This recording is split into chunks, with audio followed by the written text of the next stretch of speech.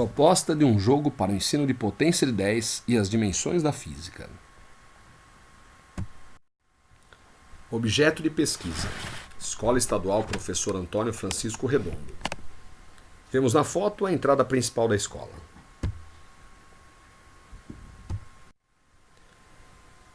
Contexto da escola. A escola é localizada na região norte da capital de São Paulo.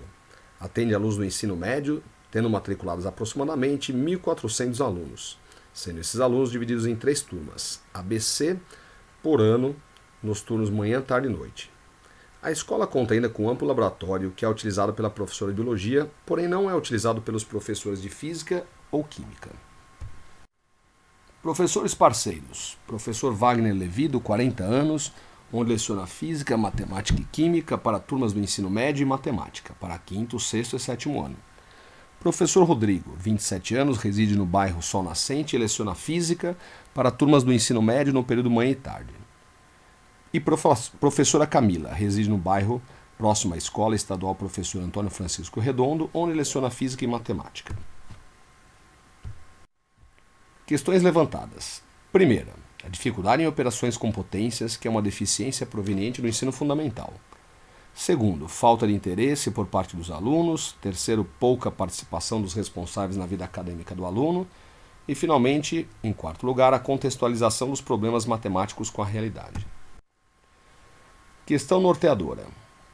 Como promover o ensino de potenciação para alunos do ensino médio de forma significativa? O ensino de forma lúdica por meio de jogos matemáticos. Protótipo. Elaboração de uma proposta didática, um modelo concreto que possibilite aos alunos construir em conjunto com o professor, ou seja, a contextualização do conteúdo de forma lúdica, composta por um jogo de cartas nos moldes de um baralho, com a temática da potenciação.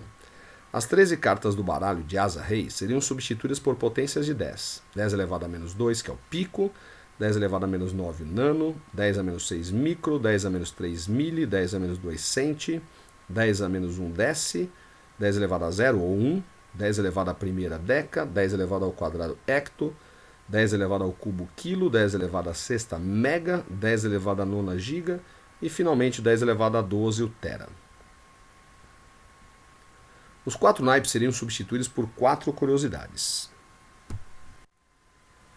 Protótipo. O objetivo da atividade: fazer com que os alunos reflitam sobre as dimensões do objeto e suas proporções. Duração: uma aula de 50 minutos. Conduzindo a atividade.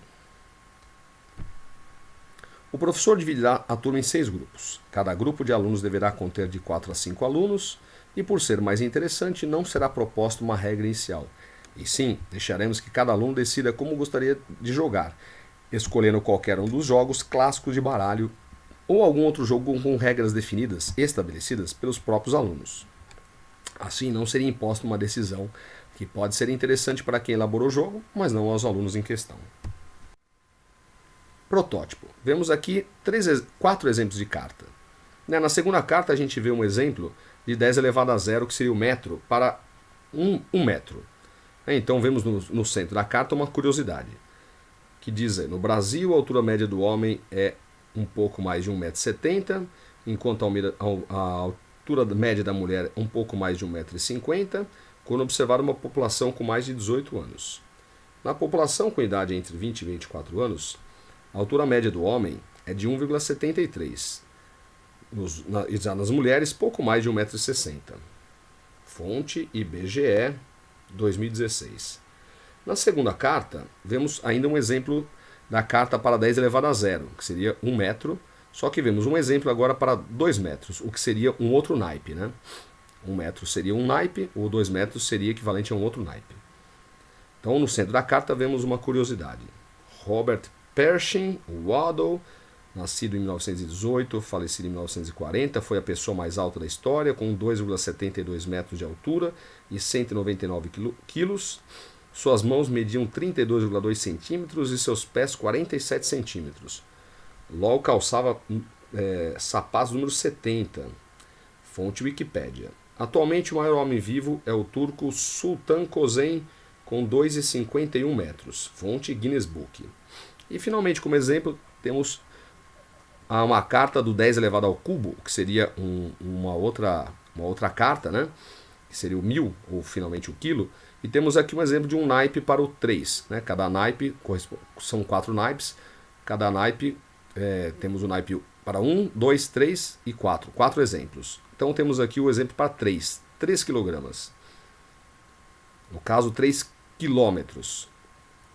O ponto mais alto, né, vemos aí no centro da carta um exemplo de curiosidade, o ponto mais alto do Brasil é o Pico da Neblina, situado na Serra do Imeri, no estado do Amazonas, com aproximadamente 3 km de altitude, mais precisamente 2.995,30 metros.